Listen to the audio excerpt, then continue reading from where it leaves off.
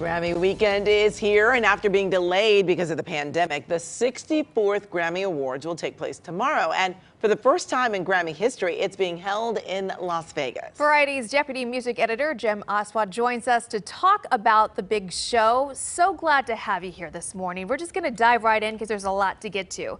So let's start with Trevor Noah. He's hosting once again this year, but before the show even starts, there's a lot that he's dealing with. You had that online dust-up with Kanye West. The Foo Fighters canceled their performance following the death of Taylor Hawkins.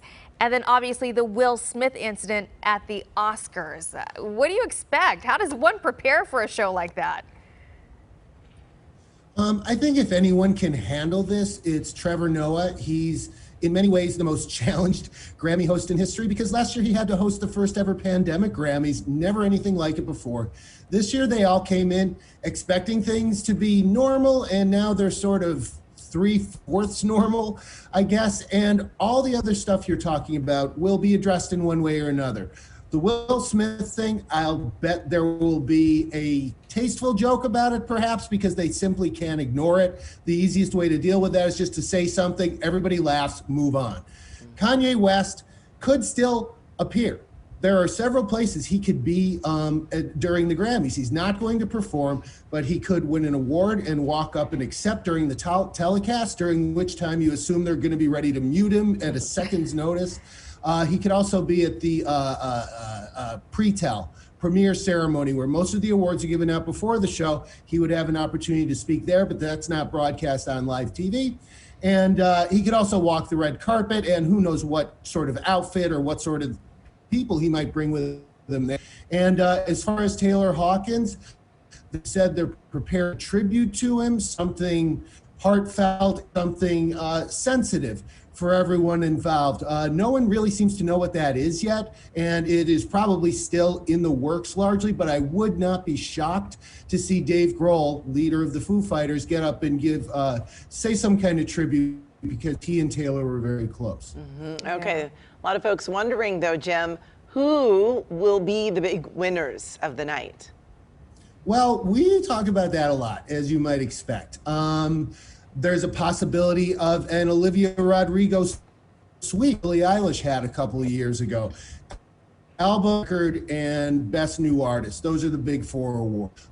It is also possible that Tony Bennett and Lady Gaga's album could win big. That would be a very conservative choice because they're old songs, great performers, both of them, obviously. And Tony Bennett is 95. So it could take the form of a sort of tribute to him in that way.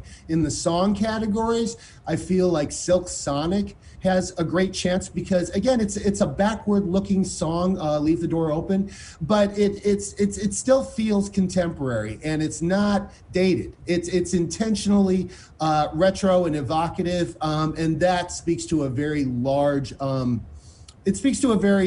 spread of demographics, quite frankly.